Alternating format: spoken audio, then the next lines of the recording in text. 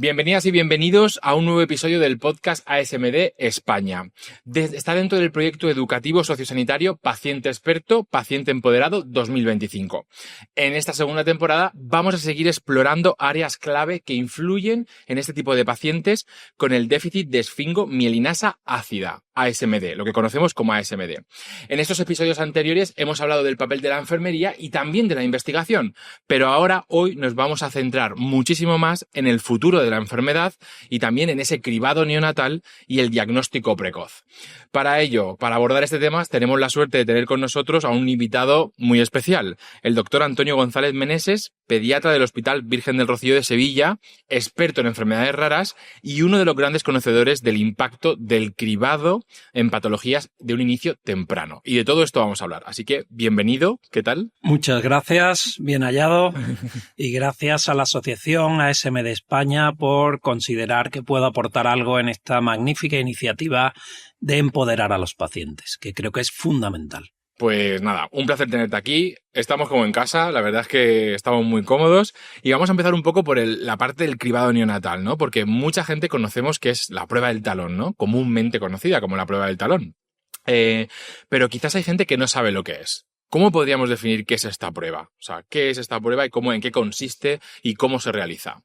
Bien, la prueba de talón es realmente un programa completo de salud pública. Su objetivo principal es, a través de una pequeña muestra de sangre que habitualmente extraemos del talón, porque lo hacemos en recién nacidos y de ahí su nombre coloquial de prueba de talón, aunque podríamos extraerla de cualquier otra parte del cuerpo, pues somos capaces de analizar la sangre de todos los recién nacidos de una comunidad autónoma, de un país, de una región, y a través de esa gota de sangre tratar de detectar determinadas enfermedades que en la mayoría de los casos, si podemos identificar adecuadamente, podríamos cambiar en muchas ocasiones el futuro de las personas afectas, puesto que nosotros a través de esta prueba lo que detectamos es personas que tienen ya una enfermedad.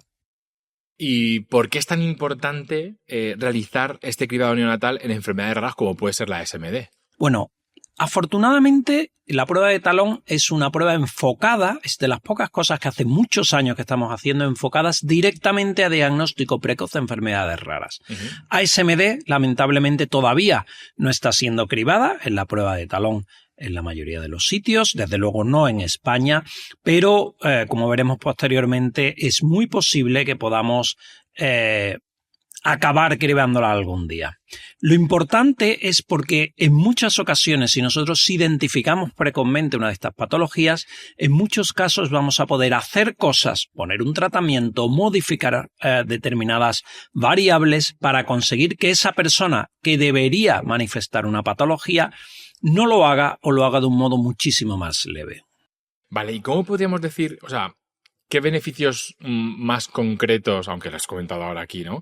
Pero qué beneficios concretos aporta este diagnóstico precoz? O sea, realmente, ¿por qué es importante, aunque luego vamos a hablar de las diferencias que hay a lo mejor entre comunidades autónomas o diferentes países, ¿no? Pero qué beneficios, ¿por qué es importante que este cribado realmente se haga? Bien, es fundamental porque un diagnóstico precoz de las enfermedades que somos capaces de identificar en la prueba de talón va a permitir modificar a largo plazo el curso esperado de la enfermedad si no tendría diagnóstico.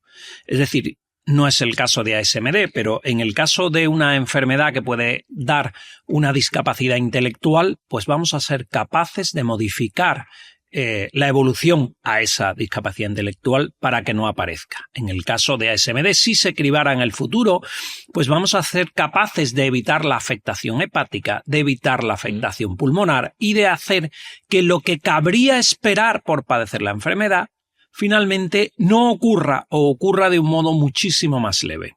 O sea, podríamos decir que podemos cambiar el pronóstico. Sin duda. Ese es el objetivo, cambiar el pronóstico y la calidad de vida de los pacientes. Claro, porque todo esto influye directamente, sobre todo en esa calidad de vida, sobre todo en la trayectoria de vida de la persona y de esas familias que... Sin duda. Sin duda. Además, estamos hablando de enfermedades que no avisan o que no avisan de manera directa. Son enfermedades silentes que cuando detectas la alteración clínicamente, es decir, cuando tú vas al médico diciendo, oiga, que mi hijo tiene esta dificultad, normalmente en muchos casos ya es tarde. Por tanto, es algo muy importante. De hecho, yo consideraría que es uno de los grandes éxitos, junto con las vacunas, de la medicina preventiva, puesto que hay enfermedades, como puede ser el hipotiroidismo congénito, que hoy día están absolutamente desterradas en cuanto a manifestaciones en nuestra sociedad. Hoy día nadie tiene discapacidad intelectual grave por hipotiroidismo congénito porque se detecta en los pacientes de manera muy sencilla en la prueba de talón y empezamos el tratamiento muy precozmente, haciendo que esas personas que estaban condenadas a tener una discapacidad intelectual severa, pues sean personas absolutamente normales, tomando diariamente una pastilla que les mantiene sus niveles de hormona tiroidea normales. Es un ejemplo, hay otros muchas, pero este es el ejemplo que a mí me gusta poner porque es muy llamativo, ¿verdad? No vemos pacientes en España y en Europa y en Estados Unidos, es decir, en los países que tienen aplicada la prueba de talón, con hipotiroidismo congénito hoy día. Es una prueba... Tengo dos preguntas, sé que son fáciles de contestar, pero ¿es una prueba segura y es una prueba obligatoria? Bueno, obligatorio en España hay pagar impuestos y llevar a nuestros hijos al colegio, nada más. Lo demás... Bueno, y las extraescolares, yo creo que también, bueno, en verano. Eso Ojo, forma parte eso se oye también. de la necesidad. Pero realmente no es una prueba obligatoria, pero tiene una aceptación tal que incluso aunque hay mucha gente y algunos de los que nos están oyendo no tendrán muy claro en qué consistía la prueba de talón, espero que ahora sí que lo tengáis más claro, ¿verdad? Pues es una prueba que la mayoría de la gente, el 99,9%, la hace. Y lo único que necesitamos es tomar una gota de sangre del talón, normalmente porque es accesible en todos los recién nacidos y es sencillo. Con lo cual, contraindicaciones, realmente ninguna. La contraindicación de pincharse un dedo, pinchar el talón que no tiene y extraer una gota de sangre. No necesitamos más que una gota de sangre y la mayoría de las personas la hacen sin ningún problema. Yo ahora un poco porque se me ocurre, ¿no? Alguna pregunta. ¿Hay un periodo en concreto de tiempo? Es decir, oye, pues no pueden pasar más de 10 días o eso realmente no tiene importancia. Me refiero para realizar la prueba. Bueno, para detectar las alteraciones en la prueba, realmente en la mayoría de los casos, salvo en el déficit de fibrosis quística, en la alteración de fibrosis quística, que sí necesitamos hacerla en los primeros días de vida, realmente podríamos hacerla en cualquier momento. Ahora sí, necesitamos que hayan pasado para la mayoría de la prueba de talón, necesitamos que hayan pasado al menos 24 horas con el niño alimentándose con leche o bien materna o bien de biberón, porque algunas de las patologías que identificamos necesitan que el niño coma para ponerse de manifiesto. Y luego otras no necesitan nada. Por ejemplo, el hipotiroidismo que os he contado se puede detectar desde el mismo momento en que el niño nace. Y recomendamos hacerla normalmente en los primeros 3 días de vida porque hay algunas de ellas, vuelvo al hipotiroidismo, que empiezan ya a dar problemas en la persona que tiene la alteración muy precozmente también. Con lo cual, nuestra recomendación es que en los primeros días, idealmente 48 horas, a veces un poquito después, pero no más allá de una semana, la tengamos hecha. En algunos casos, prematuros, niños con síndrome de Down o algunas otras excepciones, vamos a repetirla a las 2 semanas para reconfirmar que todo ha ido bien, porque en algunas ocasiones los niños prematuros, los partos múltiples, pues puede ocurrir que niños con síndrome de Down, como digo, puede ocurrir que haya alguna pequeña variación que a lo mejor no detectamos de manera adecuada y entonces digamos que reconfirmamos posteriormente para determinar exactamente dónde estamos. Vamos, que es una prueba además costo efectiva. O sea, quiere decir, absolutamente. Claro, es capaz de... Es como adivinar el futuro, ¿no? Un poco. Bueno, o por lo menos...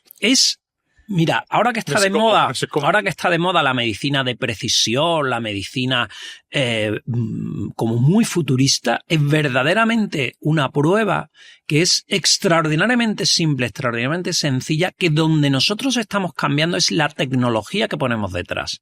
Es decir, la revolución que estamos teniendo en las pruebas de cribado neonatal está en que con esa gota de sangre Al inicio medíamos solo fenilcetonuria, solo hipotiroidismo. Ahora somos capaces de medir más de 30, 40 enfermedades. Somos capaces de hacer genética en esa misma muestra, mientras que a las personas lo único que les pedimos es, oye, déjanos una gota de sangre. Y con esa gota de sangre se hacen maravillas. Fíjate. Y hablando de esto, ¿qué avances hay actualmente en tratamientos, ¿no? En tratamientos que realmente justifican el uso de la prueba del talón? Es decir, esto no solo ayuda a prevenir o a saber o a poder paliar, ¿no?, lo que le pueda ocurrir a esa persona en un futuro, sino cómo ayuda en el ámbito de los tratamientos para enfermedades, conocer antes ese diagnóstico. Pues mira, como hemos comentado, el diagnóstico precoz de la mayoría de las enfermedades que entran en la prueba de talón nos permite actuar con tratamientos, en ocasiones son dietéticos, en ocasiones son farmacológicos, es decir, en muy pocos casos son farmacológicos, pero en la mayoría de los casos son dietéticos. Entendemos como dietéticos dar una alimentación que no tenga un determinado aminoácido que la persona no puede metabolizar o dar una alimentación frecuente. Hay un tipo de patología que es el que cribamos en la prueba de talón desde hace ya varios años, según la comunidad autónoma. Ahora hablaremos que hay diferencias entre comunidades autónomas, pero que es el déficit de ácidos grasos de cadena media. Esto lo que ocurre es que las personas, cuando agotan la glucosa a la hora de hacer ejercicio, de vivir simplemente, cuando agotan sus reservas de glucosa, todos nosotros empezamos a quemar grasas. Las primeras grasas que nosotros quemamos para conseguir manteniendo nuestro cuerpo con vida son los ácidos grasos de cadena media. Bueno, pues hay algunas personas que tienen genéticamente una imposibilidad de utilizar adecuadamente estas ácidos grasos de cadena media. ¿Y qué ocurre? Que cuando por algún motivo, un ejercicio extenuante, una enfermedad que metabólicamente les agota, como puede ser una diarrea, unos vómitos, algo que les provoca ayunas y se les baja la glucosa, no son capaces de meter como respaldo estos ácidos grasos y pueden tener muerte súbita. Entonces, el tratamiento, esto puede detectarse en la prueba de talón y nosotros cuando detectamos esta familia decimos, mire usted, cuando es pequeño, que coma cada 3 horas. Cuando es un poco mayor, cada 4, cada 6 y durante la noche, para evitar que haga ayunos nocturnos, les damos almidón crudo de maíz, que es la maicena tradicional, para que mantengan niveles de glucosa durante toda la noche sin ningún problema. Con una técnica sencillísima que no cuesta nada, somos capaces de evitar que esa persona pueda tener una muerte súbita, que ese niño pueda tener una muerte súbita, que de otro modo hubiera sido algo que no hubiéramos podido identificar. Yo pensando en esto, fíjate que el cribado neonatal y todo esto, lo que estamos hablando, realmente como profesionales es como una suerte en el sentido de que, oye, hemos diagnosticado o hemos conocido a tiempo lo que puede ocurrir y podemos ponerle remedio. Pero si te pones en el otro lado, unos papás que acaban de tener un bebé y de repente les dan un diagnóstico o una noticia, oye, ¿cómo se toman los papás, las mamás, o sea, la familia, ¿no? ¿Cómo se toman estas noticias que para ellos entiendo que es un jarro de agua fría? Que nosotros a lo mejor lo vemos como una oportunidad porque nos estamos adelantando a algo. Es como, no, vamos bien, ¿no? Porque lo hemos podido detectar ya, ¿no? Pero para ellos tiene que ser un poco la cara opuesta. ¿Cómo es el comunicar eso? ¿Cómo es dar ese paso? Bueno, pues al principio las familias obviamente pues nunca es fácil, ¿no? Porque estamos hablando en muchas ocasiones que nosotros le estamos dando un diagnóstico o una sospecha. Hay que decir que en la prueba de talón lo que trata es de hacer cribado. El diagnóstico vendrá a continuación. La confirmación vendrá posteriormente. En muchas ocasiones, pues al inicio con desconcierto, como lo haríamos todo, con preocupación. Pues claro que sí, nos están hablando en muchas ocasiones de patologías, de enfermedades que no hemos oído hablar. Y que además cuando nos metemos en Google o en Wikipedia, ¿verdad? A ver qué es lo que... ChatGPT ahora, ¿no? Ya. ChatGPT, ¿verdad? No nos podemos olvidar ya de... Pues la verdad que es que el cuadro que se pinta cuando no haces el tratamiento es absolutamente aterrador y por tanto con miedo, con incertidumbre. Pero, bueno, tengo que decir que afortunadamente la mayoría de los profesionales que se dedican o nos dedicamos, pero sobre todo los que se dedican al control clínico del cribado neonatal, pues tienen muchísima experiencia y les transmiten a los padres lo que tú bien has dicho. O sea, oiga, esto es una oportunidad fantástica para evitar eso que usted está leyendo tan terrible y llevar una vida mucho más normal y sobre todo mucho mejor para prevenir discapacidades que de otro modo serían irreversibles. Hay que tener en cuenta que la prueba de talón no detecta aquello que no tenemos. Que hay veces que decimos, oye, pues si no me la hago no me daré cuenta. No va a detectar lo que no tienes. Con lo cual, saber cuál es la alteración, poder modificar esa historia natural es fundamental. No, la verdad es que, y bueno, yo estaba pensando, es que estabas contándolo y estaba pensando en todo el tema de la inteligencia artificial, lo que está por venir, porque lo que está por venir es muy prometedor. Pues seguramente en este tipo de pruebas tan específicas también podamos ver un salto cualitativo en un futuro medio largo plazo. O a lo mejor no, pero... Bueno, sin duda. Sobre todo en la tecnología que tú decías antes. Tú decías que lo que cambia no es tanto la prueba en sí, sino lo que hay por detrás. Es decir, el cómo se analiza, el cómo se hace, la rapidez, Sin duda, todas las nuevas tecnologías y sobre todo las de computación, las de análisis de datos, están suponiendo, no diré que van a suponer, yo diría que ya están suponiendo un avance fundamental. Nosotros, cuando nos dedicamos a cribado, una de las cuestiones que nos preocupan mucho es los dos extremos. El falso positivo, oiga, la prueba creemos que le ha dado positivo y al final no es, y el falso negativo, que tratamos de evitar. Es decir, oiga, me ha dado la prueba normal y al final tenía la enfermedad. Hay una enorme cantidad de análisis tecnológico, de análisis de datos, de variables, de segundas pruebas que nosotros hacemos en la misma prueba de talón para intentar, pues, disminuir falsos positivos, disminuir falsos negativos. ¿Puede la inteligencia artificial ayudarnos a tomar mejores decisiones? Pues espero que sí. Y de hecho hay ya grupos de investigación que están utilizando herramientas, no directamente ChatGPT, ¿verdad?, sino las herramientas de computación asociadas a inteligencia artificial, a machine learning, para tratar de detectar lo mejor posible quién es la persona verdaderamente afecta, quién es la persona verdaderamente sana, para dar una mejor respuesta a aquellos niños, al final se la hacemos a los niños, a los que realizamos la prueba de talón. Sí, súper interesante. Yo creo que en poco tiempo veremos grandes cosas. Por lo menos creo que lo veremos pronto. Diferencias un poco en comunidades autónomas, ¿no? ¿Por qué pasa esto? ¿Por qué se hace un cribado de ciertas patologías en una comunidad autónoma, en otra no, en Europa? O sea, quiere decir que es que no... ¿Por qué no se unifica? ¿Por qué cuesta? O sea, un poco... Sabemos que existen estas grandes diferencias y esas desigualdades, pero ¿por qué existen estas desigualdades? ¿Y por qué ocurre esto? Bueno, efectivamente, la prueba de talón, y eso es muy importante que lo tengamos en cuenta, no mira lo mismo en todas las comunidades autónomas. Hay un panel mínimo, por decirlo de alguna manera, muy básico, que todas las comunidades autónomas se comprometen a cribar a través de lo que serían las recomendaciones del Ministerio de Sanidad. Pero luego, como ocurre en otras muchas cuestiones sanitarias, cada comunidad autónoma aquí actúa con la soberanía que les da la Constitución.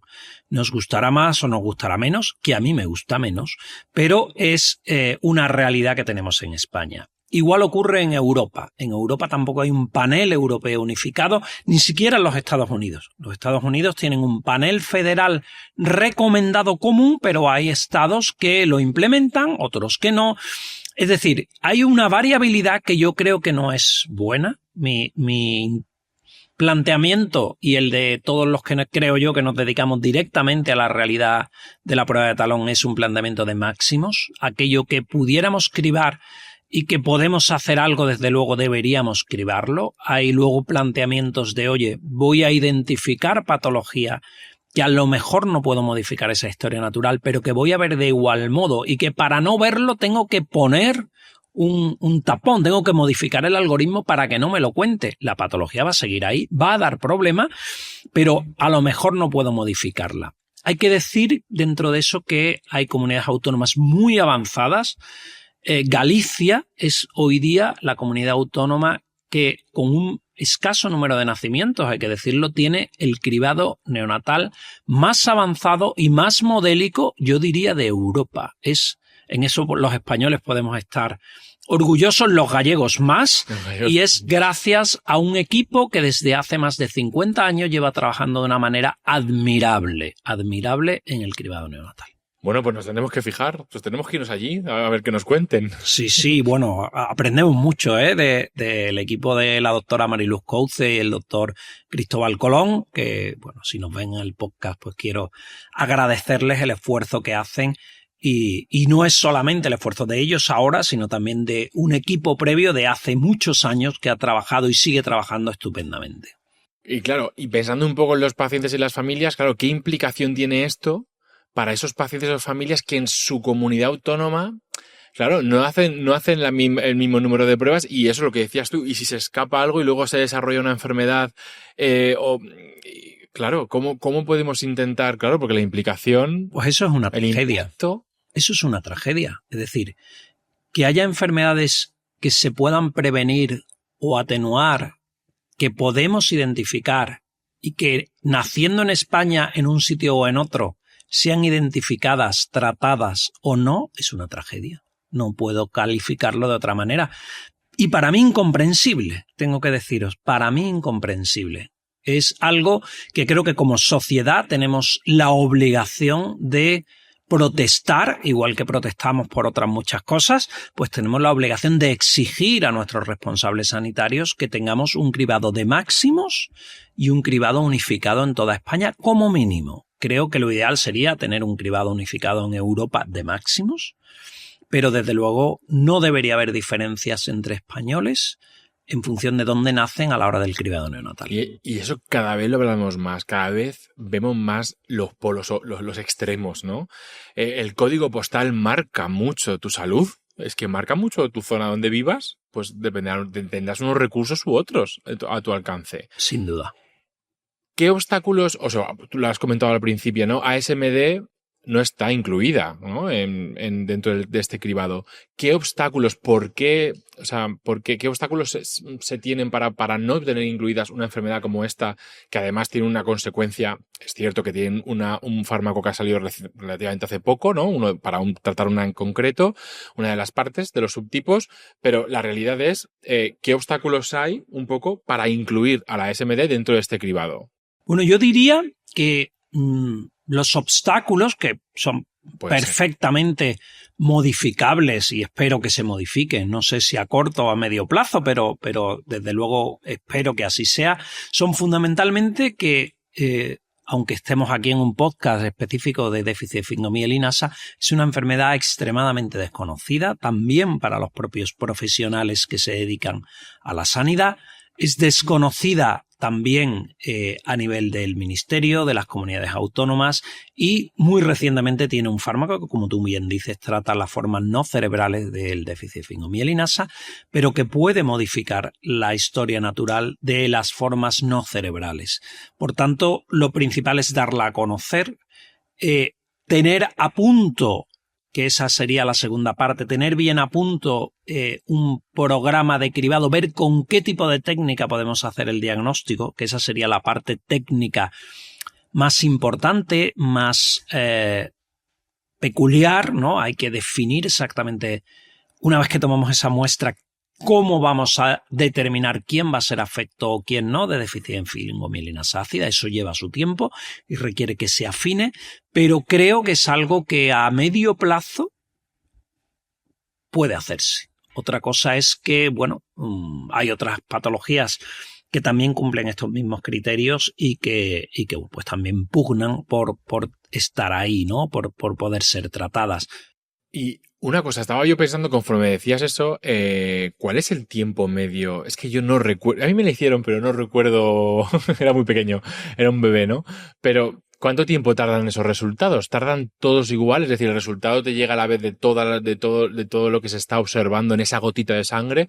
¿O realmente tarda más o menos tiempo dependiendo? Pues ahí va a depender. Normalmente a las familias, cuando se realiza la prueba de talón, les llega una carta diciendo todo ha ido bien, ¿verdad? Y esa carta pues puede tardar 2-3 semanas aproximadamente. También hay pequeñas variaciones en cuanto a cada comunidad autónoma. Pero habitualmente es así. Llega una carta. Lo que sí es relativamente rápido es si la prueba de talón no es normal. Normalmente, si la prueba de talón no es normal, puede ocurrir que a los 3-4 días estemos llamando a la familia para que vengan al hospital. Yo ahí quiero decirles a todos los que nos estén oyendo, a todos los que nos estén viendo, que cuando reciban una llamada del cribado neonatal, sean sus hijos, sean sus nietos, sus sobrinos, acudan sin demora. Porque normalmente cuando nosotros llamamos a una familia a decirle, oye, hemos visto algo, no siempre va a ser un verdadero positivo, es decir, no siempre va a ser afecto, pero sí hemos agotado las posibilidades de afinar y creemos que va a ser algo positivo en un porcentaje relativamente alto de los casos. Luego afinamos y en muchas ocasiones, afortunadamente, podemos decirle a la familia, oiga, lo que pensábamos no se ha confirmado, puede irse a casa tranquilo. A veces en eso tardamos algo más, tardamos varias semanas, a veces algunos meses, porque hay que ir viendo a veces evoluciones de parámetros. Pero la primera cuestión es fundamental. Si te llaman, y de hecho en la prueba de talón, en la tarjeta, hay un detalle fundamental, que es el teléfono. Pongan teléfonos que uno atienda, porque es fundamental que te llamen y tú respondas. Así que es verdad que ahora hay mucho spam telefónico. Estaba pensando en pero tenemos una avalancha de spam que te llaman de cualquier sitio. Cuando no reconoces el teléfono, ahora hay un poco una moda así, ¿no? Por lo menos en todos los círculos donde estoy, ¿no? Cuando no ves un número que no conoces, la gente ya directamente incluso lo bloquea ese teléfono. Y claro, para este tipo de cosas... Pues esperad a que os llame la prueba de talón, a que os llegue la carta y luego ya bloqueáis los teléfonos. Y luego ya bloqueáis. Eso para los papás y las mamás, pues ya sabéis. Sería mejor esa llamada y bueno, si nunca llega la llamada, mejor, pero dar un tiempo. En paralelo al cribado, hay otra cosa que es importante, que es el registro, ¿no? Sí. El registro el registro en este caso de los pacientes con ASMD, que de alguna manera... es muy importante. ¿Por qué es importante el registro? ¿Por qué es importante esto? Bien, pues un registro es fundamental. Y un registro es fundamental porque nos permite saber quiénes somos, dónde estamos y qué nos pasa. Es decir, en ASMD, tener un registro suficientemente bueno, sólido, con todas las garantías. Es decir, cuando nosotros hablamos de registro, estamos hablando de... un registro anonimizado, pero un registro que nos va a permitir saber cuántas personas somos, dónde estamos, si hay diferencias en cuanto a cómo me afecta la enfermedad con respecto a otras personas, de modo agregado. Es decir, el registro, su misión es saber bien dónde estamos. Y ASMD, aunque nosotros conocemos muchas cosas de ASMD, yo diría que hay muchísimo más que todavía no conocemos. Y una de las mejores formas que tenemos en medicina de poder saber más sobre enfermedades raras es sobre todo saber qué nos pasa, cuándo nos pasa, cómo nos repercute. Es decir, información fundamental que debemos además agregar, porque puede ocurrir que a mí me pase algo que sea excepcional o que a mí me pase algo que sea exactamente igual que el que le pasa al de al lado. Entonces, conocer este tipo de cosas nos va a permitir hacer diagnósticos mejores, ver la respuesta a tratamiento, si me estoy tratando de una manera más correcta, saber exactamente cuánto estamos y, por ejemplo, poder decir, oiga, la incidencia de déficit de sfingomielinasa en España es esta y no es esta otra que pensábamos que era, y por tanto poder tener una visión clara de si cuando hagamos los diagnósticos hay pacientes que no estamos identificando. Es decir, creemos que hay pacientes hoy día de ASMD, estamos seguros que no están diagnosticados. Solamente con buenos registros podremos saber si hay determinadas zonas donde no estamos identificando los pacientes que le tocaría estar allí. Entonces es fundamental. Nos ayuda a todos, pero a quien más ayuda es al propio afectado, porque nos va a permitir a los que nos dedicamos a tratarlo y a él mismo a conocer mejor qué le pasa y a poder saber mejor cómo anticiparnos a las dificultades que vamos a tener. Y luego al final, una vez más volvemos un poco al inicio, son datos. que los datos luego les va a servir incluso para la gente que investiga, ¿no? Que hemos tenido aquí en el podcast también a una compañera, a esos pacientes, a vosotros como la parte más clínica, o sea que realmente es un punto de encuentro de datos y de información súper valiosa. Es fundamental y precisamente como son datos y son datos muy importantes y muy personales, quiero recalcar que tienen el máximo nivel de confidencialidad. Es decir, son datos, pero son datos extremadamente protegidos. De hecho, a los que nos dedicamos a investigar, salvo que sea nuestro propio paciente, que ya nos lo cuenta, los datos nos interesan agregados, es decir, juntos. No me interesa para nada qué te pasa a ti o qué le pasa a otro de manera aislada, salvo que yo te esté tratando a ti en este momento. Y ya eso me lo vas a contar. Sino lo importante, lo fundamental son los datos agregados. Es decir, la unión de todos esos datos nos va a dar una imagen mucho más fidedigna de qué pasa con el déficit de sfingomielinasa, de qué pasa con aquellas cosas que todavía no conocemos bien y sobre todo lo que más importante es lo que no sabemos. Es decir, aquellas formas no cerebrales de enfermedad al final si tienen alguna manifestación neurológica que no estamos identificando. ¿Hay algún marcador clínico o un marcador bioquímico que nos va a permitir ver una mejor respuesta a tratamiento de lo que ahora mismo estamos usando? Entonces, esas son preguntas que yo no tengo la respuesta, pero que solamente el análisis agregado de todas las personas que voluntariamente den sus datos nos va a permitir poder responderlas de la mejor manera posible para que el mismo paciente que dio sus datos tiempo después se beneficie, ni más ni menos. ¿Y qué papel juega aquí todo esto las asociaciones de pacientes? Porque yo creo que es un papel importante, ¿no? ¿Qué papel juega ASM de España en todo esto del cribado? ¿Puede potenciarlo, puede mejorarlo, puede fomentarlo o no? O mejor dicho, oye, mejor no hacer nada, ¿no? O sea, ¿cuál es un papel de una asociación en cuanto al registro? Bueno, yo creo que una asociación tiene un papel crucial y cardinal a la hora de, por una parte, empoderar a los pacientes, por otra parte, difundir que hay registros, participar en esos registros, animando a sus asociados y a aquellos que no lo sean, pero que tengan la patología, a que se inscriban, facilitando incluso a aquellas personas que puedan tener ciertas dificultades, pues cómo acceder al registro, cómo estar seguros de que lo han hecho bien, garantizar que esos registros cumplen con todo aquello que tienen que cumplir. No es una misión de la asociación, pero van a contribuir. Y ASMD España, pues yo creo que ahí tiene un papel básico. También para el cribado. Es decir, nada le importa más a un afectado que su propia patología. Por tanto, ASMD España, que está formada por personas afectadas de una determinada patología, obviamente va a luchar por lo que le interesa y por tanto es fundamental para hacer un papel de concienciación a nuestros responsables sanitarios, a otros médicos, a personas también, a afectados que piensan que bueno, no hay nada que yo pueda hacer por mejorar mi vida. Pues no, hay mucho que podemos hacer. Y ASMD España está representada no solo en España, sino en Europa.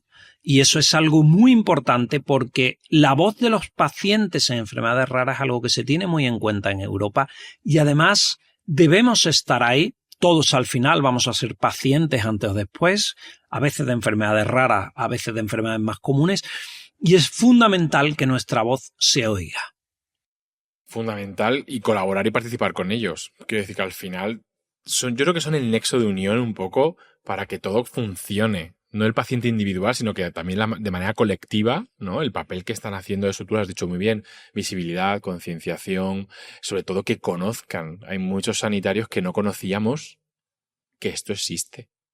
Hombre, la unión hace la fuerza. Y la unión de los pacientes, y aquí la unión de los pacientes es fundamental. ASMD España tiene un papel fundamental en expresar las necesidades de los pacientes con déficit de ASMD, pero además tiene un papel fundamental en la parte que es común a todos los pacientes con enfermedades raras, a través de la Federación Española de Enfermedades Raras, de luchar por los derechos. Y yo creo además, y aquí quiero reivindicar el papel que tiene la Federación Española de Enfermedades Raras, de la cual ASMD forma parte, porque una enorme cantidad de los avances en investigación, en financiación, que tienen las enfermedades raras siempre van a ser pocas, siempre habrá alguna que esté infrarrepresentada, ¿verdad? Lamentablemente, pero si las enfermedades raras son ahora mismo una prioridad europea y una prioridad en España, que lo son en salud pública, es gracias a la insistencia, a la presión y a la reivindicación de los pacientes a través de sus asociaciones. O sea que no puedo estar más que animar a todas las personas que nos están viendo que tienen déficit de sfingomielinasa ácida y aún no pertenecen a la asociación, a que se apunten a la asociación, que contacten, que pregunten incluso si creen que pueden tener esta patología. Ha habido casos donde, oyendo podcasts como estos o circunstancias parecidas, donde alguien dice, oye, me reconozco en eso que me estás contando, ¿podré tener yo esta enfermedad? ¿A quién puedo acudir? Y a través de la asociación han sido vehiculizados, orientados a profesionales que han podido confirmar o descartar su enfermedad.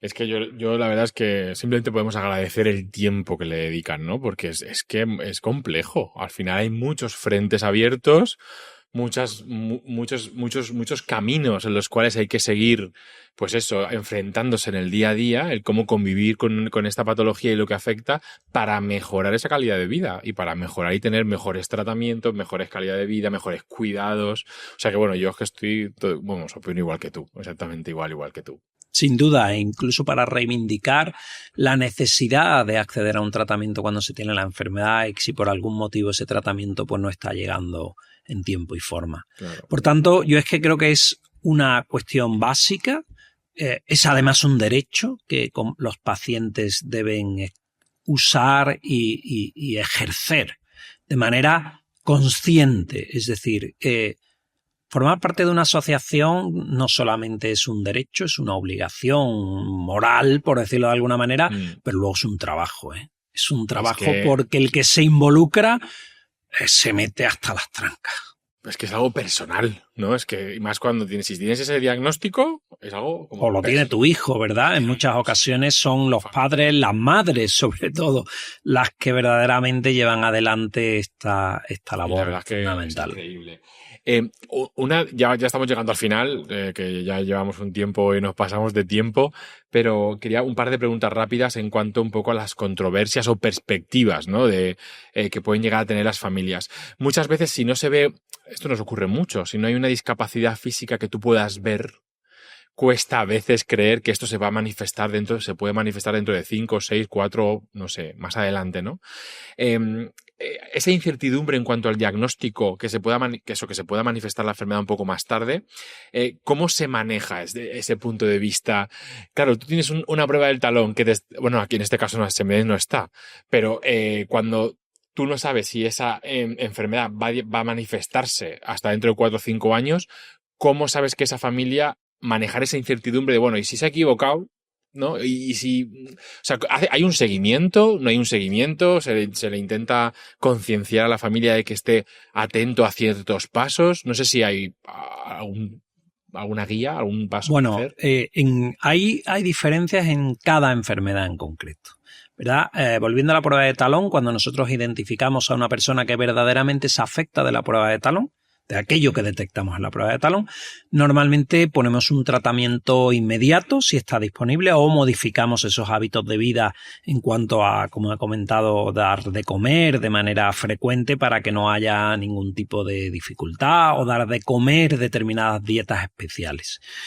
Es cierto que requiere por parte de la familia confianza en el equipo que le lleva y el equipo que le lleva obviamente atiende a la persona de manera periódica. Es decir, esto no es una cuestión que normalmente se ve un día y ya no te veo más con unas recomendaciones, sino esto es un seguimiento a largo plazo normalmente para toda la vida porque la enfermedad que se detecta con la prueba de talón te va a acompañar toda la vida.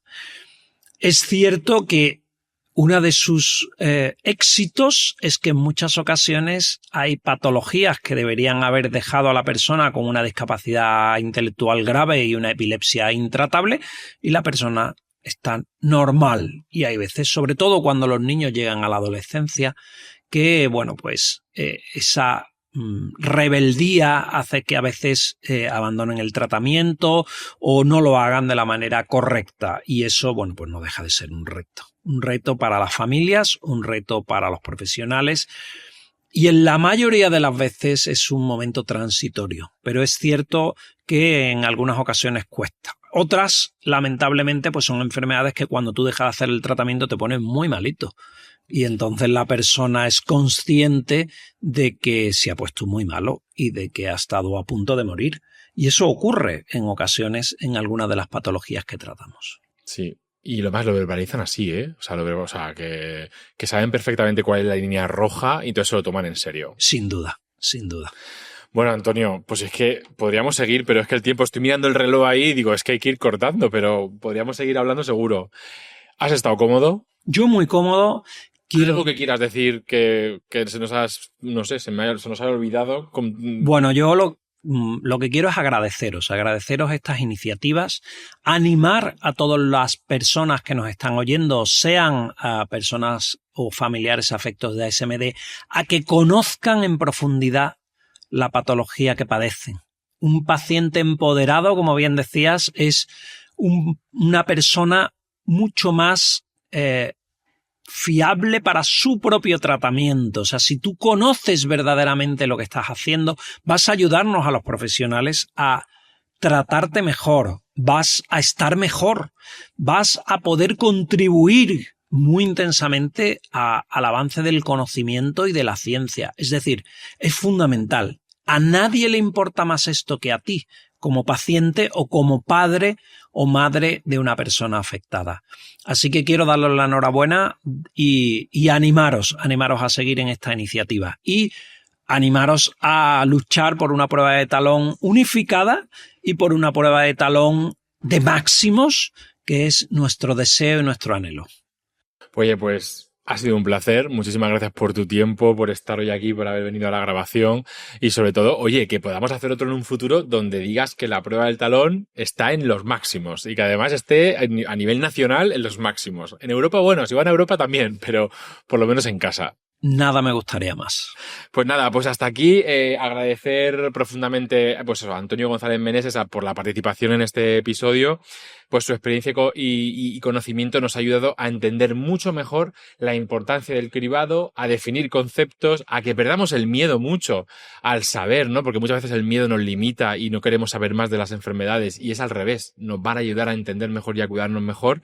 Así que, bueno, hemos estado hablando de ciencia, hemos hablado de salud pública y sobre todo de oportunidades para diagnosticar antes, para tratar mejor y para ofrecer también más esperanza. Ojalá en un futuro podamos ver este deseo que hemos pedido desde aquí y no olvidéis que estos episodios de podcast, que lo podéis escuchar en cualquier plataforma como Spotify o iVoox, está dentro del proyecto educativo sociosanitario Paciente Experto, Paciente Empoderado 2025 de la Asociación ASMD España, con el objetivo muy claro: sensibilizar, informar y mejorar la calidad de vida de las personas afectadas por esta enfermedad, por ASMD.